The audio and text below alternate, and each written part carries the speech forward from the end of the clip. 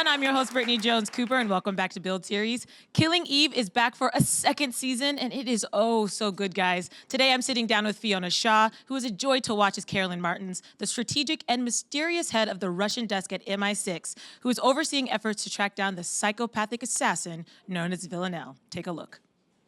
I don't pretend to know the ways of the world. A means to an end seems the way. Who has the most of whatever is best? All the better. Your name? Never best. Eve Pilastri. An eye for an eye is a blind man's rule. I wasn't born to follow. I'm nobody's fool. All right? Yeah. How do you always look so good? I mean, do you even sleep? It's my moisturizer. It's made of pig's placenta. Costs a fortune, smells like arse, but it is exceedingly effective. I don't mind smelling like arse. I'll send you the link. Please help me welcome Fiona Shaw.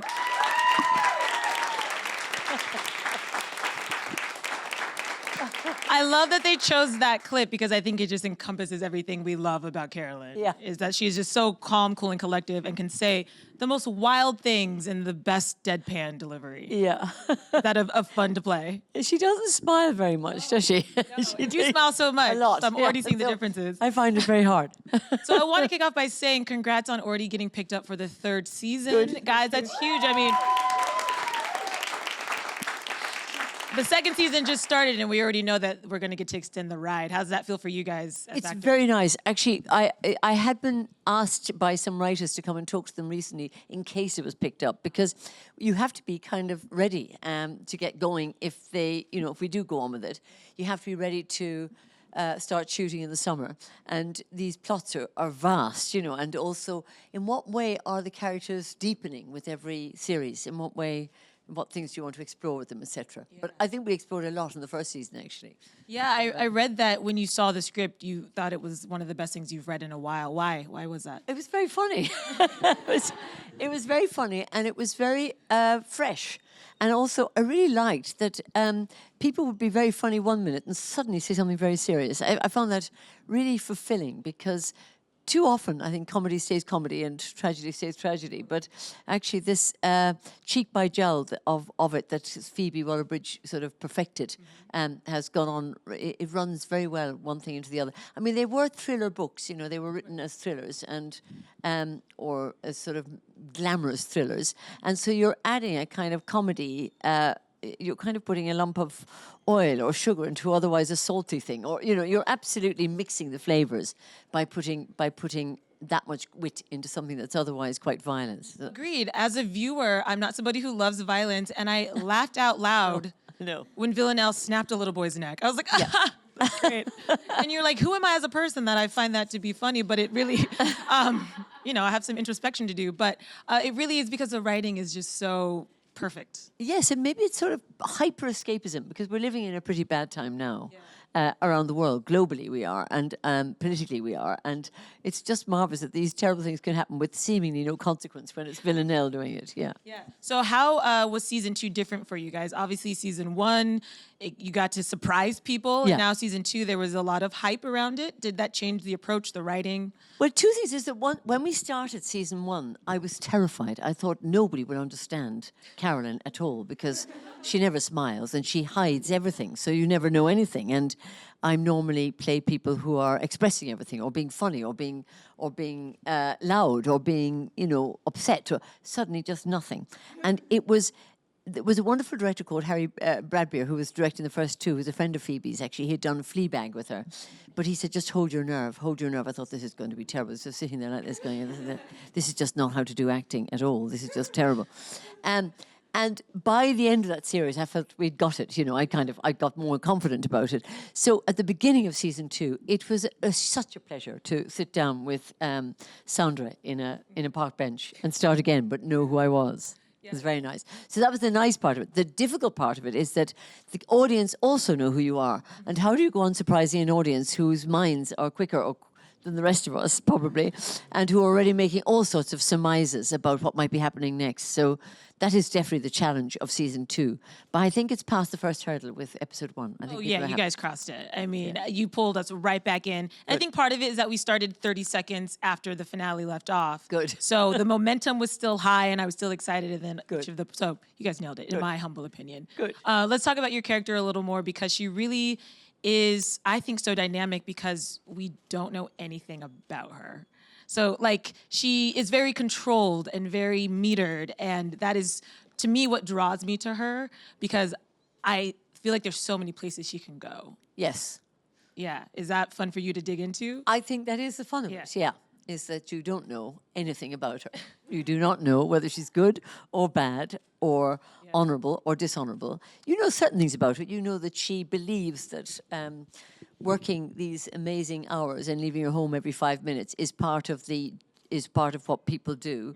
But people in show business do that too, you know. This thing of leaving home and not coming back for some months, you know, it is very disruptive, and it is part of the addiction of what it is that those people do. And you have to do that believing something, believing that you're doing good or believing that it's worth it, because there's no doubt that it is a disaster for personal relations, as she has said.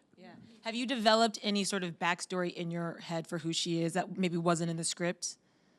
Any details about her that help you sort of channel? Millions. Yeah, so Yeah, I have millions of I want to them. hear some of them. No, they're all in there. Really? That's the point of being mysterious, is that Oh, you don't come on. tell Just people. like, where did she, what was her childhood like? Oh, well, or- there's some very basic things. I mean, when I first read it, I couldn't quite understand who she was. Right. And I was brought up in Ireland. I thought, why can't she be Irish? And they said, because you wouldn't be allowed joy in MI6 if you were Irish. And I'm afraid that's still true. So I was a bit sad that she didn't go to the same university I went to. That would be so much easier to play herself, wouldn't it? So she's definitely from that Oxbridge line of training. And we keep bumping into people that she probably knows from then. You'll meet one coming up soon in the next episodes. She meets a few, there's always the odd friend. She knows a lot of people, obviously she knows a lot of people in Russia, but she also knows a lot of people in England. So she's very much of that tradition, and that remains. I know a lot of people like that. She's also very like my boss when I was at the National Theatre, who's a wonderful woman who's called Baroness Jenny McIntosh, and she is from Jenny, who I absolutely admire and adore. There's elements of Jenny's ability to be both benign and entirely incisive. So I kind of learned that from Jenny. But in terms of other backstories, I mean, we know where she lives. We know how she lives. She lives in West London.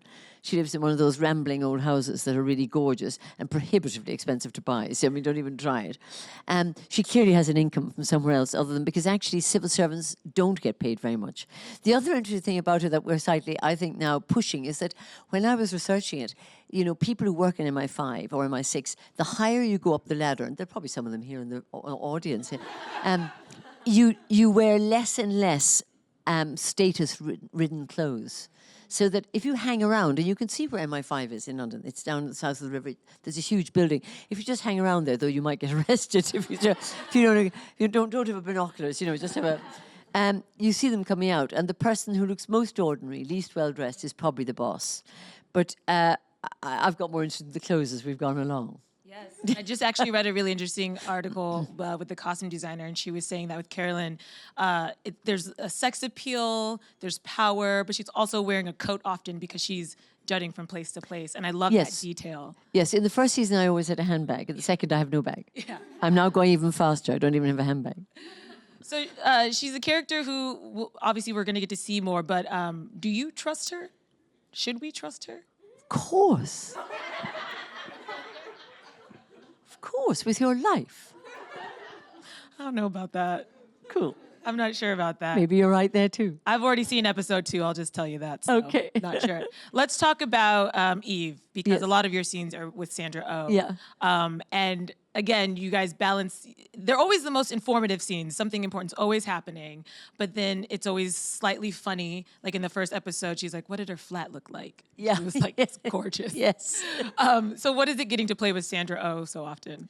It's lovely. I mean, Sandra is a fantastic really an object lesson in concentration and application. She's the best girl in the class. She really is.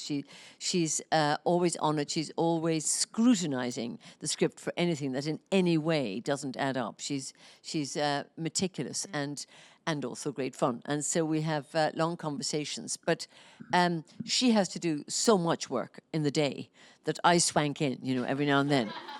Because I've been, probably in India, Africa, who knows where I've been, but I swan in from these places. Or number 10 Downing Street, though I don't think I can solve Brexit. And I'm... Nobody can. Nobody can. Not even Karen. So, so we have a very good time together working on it. And in the last series, whenever there were themes that we wanted to explore, we would talk to Emerald about it, who took over the writing for Phoebe and suggest things, yeah. Do you think Carolyn needs Eve? Because we've seen, at the finale she fires her, but then season, we see in the premiere that she's like, oh, no, you're not fired. I mean, one of the reasons I think Killing Eve works is that people behave entirely to do with expediency. Yeah. Certainly Carolyn does. So she's like a shark in that regard. She doesn't get shocked by things like betrayal. And I think that upends the audience because we all think, oh my God, somebody's broken a rule. We hate them for that. But actually, that doesn't bother Carolyn because there are higher needs in Carolyn's agenda that if you serve it, you serve it. Now, the other truth about MI5 and MI6, well, truth say I'll probably be arrested for this now, but is that, to be in that industry, to be in that world, which is usually you're taken from university or you're groomed.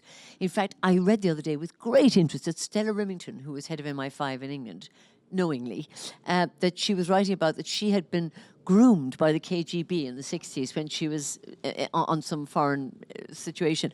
So, there's obviously, the game of it does go on. And I think that there are amazing contradictions in that you have to not mind violence. Mm-hmm. And that would be true of the true people as well as the made-up people. Yeah. On that, what do you think her greatest asset is? Because we see her use a lot of that. We see her use sex. We see her use manipulation. We see her, she outsmarts everybody in the room. I think it's either her nose or her brain. Good answer. I like that. And this show has become such a phenomenon, truly. Phenomenon. And it's been such a joy to watch. Just this female-led, female-created show just burst through and touch so many people. What do you make of the Villanelle Eve dynamic, and why are people attracted to watching this back and forth? Well, I have a very old-fashioned view of it because I used to read Ted Hughes, the poet, and he was very, very interested in the idea of the triple goddess, which had been invented by Robert Graves, had been written up about by Robert Graves, so those of you who are poetry students. And the triple goddess is the idea that somehow all of womankind is in a triangle of the virgin, the mother, and the crone, or the hag. And I think probably that triangle is at play in this, that you have the virgin, but in this case, the virgin is a psychopath who's absolutely gorgeous, but, a very charming, terrifying young person. You have a middle-aged person who's a mother who doesn't have any children, and you have an old person who doesn't look at all old, and who is, who is wise but dangerous. So it's both, a unifying structure, whilst also being completely turning itself on its head. And I think that's why it works. So the dynamic between Eve and Villanelle is really probably about, of course, good and evil, and how good meets evil and evil begins to meet good, and that they are sort of symbiotically or inevitably going to overlap, which is what we're observing as things go on. And the tension that is built, the sexual undertones, all of that feels like it's reflecting what we want to see and what we are, Yes. But it's also still fun to watch, and it's pushing the envelope in certain ways. Yes, maybe isn't the fun of fantasy or the fun of theatre or the fun of film or the fun of TV is that you can explore quite dark themes, but in the safety of your own armchair. Yeah. And it's not in any way political in the sense of a capital P. It is not saying this is a good thing or this is a bad thing. In fact, it's kind of worryingly a rather amoral universe. It's not a very moral universe. In fact, of the three of us, I think Carolyn is probably the most moral. But hold on to your seats. But it plays with things, and it plays, and maybe, I mean, I feel in a funny way it's a kind of series that could not have existed 20 years ago. It's something to do with what I call the death of religion, that people are looking for some spiritual internal world inside their heads, and they're all making it up. That's what I meant. Like it's reflecting, I think, what we want and what we're craving, which is why it's been so unique and Yes. such a phenomenon. Yes, I spoke to a young woman the other day who said she feels often very dark things, and that this answers it. And I thought, goodness, I immediately jumped out of the elevator and went, have a nice day. But it also people are. It also picks up this sort of simian bit of us that in our brain we are willfully bad. You know, we just are playfully bad, willfully bad. And people, I noticed in London, people stop bicycles to ask me questions. You know, people are cycling along to work and they go, excuse me. You know, are you really bad? Are you really good? You think, well, just get a life. You know, I'm just going shopping and I'm not going to answer your question. So, you know, people are intrigued. We track things, don't we? We're trackers. Yeah. So even though it looks elegant and rather, you know, intellectually rather groomed, in fact, it's about very basic instincts. How has your fan base changed? Because you obviously have the True Blood fans and the Harry Potter fans. And you mentioned people coming and stopping you about Killing Eve. So has the demo changed? My fan base, I love that. Yeah, I get up in the morning and say, good morning, fan base. Fiona, you have a fan base. I have a fan base? Oh my God, people love you on the internet. Do they? Yes. I don't. Thank you. I don't. But these people came to see you, Fiona. I must try and buy an internet and try and learn how to use it, and stop reading books. I'm thrilled to have a fan base on the internet. But I think what's happened, fundamentally what's happened is it's grown. And with Killing Eve, what's really remarkable is it's not just bicycles. I mean, his bicycles, but it's prams, children and prams. It's people, you know, it's people of all age groups. I think that's what's so interesting. Yeah. And very often, if you're in things like when I played Medea or something, often women are very empowered by seeing someone who's both a victim and who surmounts or behaves well or badly, you know. But in this, it's absolutely cut down the line, equally men and women. Yeah. That's awesome. Yeah. Has this role in any way changed the roles you want to take on in the future? Has it inspired you in a way to look for something that is dynamic like this? I mean, shallowly, I only want to play things now that wear lovely clothes. Fair. I mean, And that's fair. I've played plenty of things that do not wear lovely clothes. They say, you know, and the witch's costume is over here, Fiona. So I'm very pleased to you know, it's also one of the few comforts of growing older is suddenly you play the people who are in charge. And actually that's quite nice. I've often played the person being squashed or fighting a system in my younger years, and suddenly I am playing the people in charge, and I'm enjoying that very, very much. Yeah. And you have such a prolific theater background, and Yeah. is that something you want to go back to? Is there a dream role that you would want to take on going forward? I think I've done a lot of my dream roles. Good. But I'm definitely going to go back to the theatre on and off, but I will probably do something next year, but maybe not this year. Yeah, you've got to do season 3. I've got to season 3! Yeah. That's the priority. We need That's the priority. I'm going to do season. I know we have a couple questions before we get out Fine. of here. So where do we got first? Right there. Hi, Fiona. Hiya. It's so good to see you today. Good. Just watched the first episode of the new season, Yeah. and it's such a joy to see Carolyn is just as witty and mysterious and charming as always. And thank you so much for bringing this to us. And my question today is what kind of role do you think Carolyn plays in the relationship between Eve and Villanelle? That's a really good question, isn't it? You mean, is she Season 2. exacerbating the situation or is she solving it? Well, you know, the plot, we're told, is that we're trying to catch Villanelle, who we feel is only the tip of the iceberg because Villanelle is only, you know, works for someone who must work for someone who works for someone who may work for the 12. We don't know how far. Now, you might ask yourself and say, well, maybe Carolyn is a member of the 12. That you don't know, and you will not know that for a while. But I think she believes that Villanelle is very good at what she does, which she is. She's stylish, and as she says in season 1, she's beginning to show off. So she needs somebody Carolyn has a history of being very good at solving these things herself, but she needs someone who has those talents on the ground. And by accident, as you know, in season 1, she meets somebody who definitely is unsuited to office life, but is talented, is gifted, who makes insane suggestions. So you need people who think outlandishly, and I think also that's also a tribute to the audience in the series, that people do think outlandishly, and you need to think outlandishly to envisage things that we can't even get hold of. So on the surface, definitely, Carolyn needs Eve to help her get to Villanelle. Whether, once she gets to Villanelle, what Carolyn will do with Villanelle would be another thing. All I'm saying is Carolyn has been in the same room as Villanelle before, and so, guys, we'll see what happens. I'm not going to ask, but, okay. Yeah, whatever. yeah. Next question? Oh, here. Hi, Caroline. No, hi, Fiona. Yeah. I'm a fan from South Korea, and I just want to say thank you for amazing work. And there are many fans loving in Korea, so please come and visit us someday. Oh. And my question is, recently you've been in lots of queer dramas and movies like Lizzie and Colette and Killing Eve. So do you consider having a queer character in the work an important feature when you decide to take on a job? Queer characters? Yeah, queer characters. Cute characters? Queer characters. Oh, no, actually, I mean, what's happened to me, which is just a coincidence of time, is that 4 things that I were in all came out in the same month. In fact, they all took about 2 years to make. So I'm quite surprised.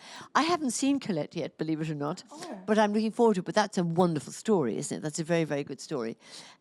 And also, Lizzie, yes, that was an interesting story too. But, I wasn't playing a queer character in the house, merely playing the mother who got murdered. I mean, that was a terrible part. And I played that because Craig, who directed it, was a gorgeous... I'd done a thing called, up in Canada, called Clover something. I can't think of the name of it. It's just my lunch. And he asked me, he said, I'm making a movie, I'd love you to be in it, but you won't want to be in it. It's too small a part. But I said, where are you filming it? He said, Savannah, Georgia. I said, I'm coming. So it's coincidence, though I am thrilled that this queering of history is happening in film in general, but also that recently I'm just at the moment making a film called Ammonites, which is a story set in 1850 in England, and that also has many homosexual characters of both genders, and I think that's marvelous. The world is changing, thank goodness. Is having the queer narrative something that draws you to it, or is it just a kind of a bonus? No, I think it just is what, Yeah. it would draw me to it maybe, but not really. I think it's just what's happened. Yeah. Next question. Hi, Fiona. Hiya. I'm Abel. Hi, Abel. And nice to meet you.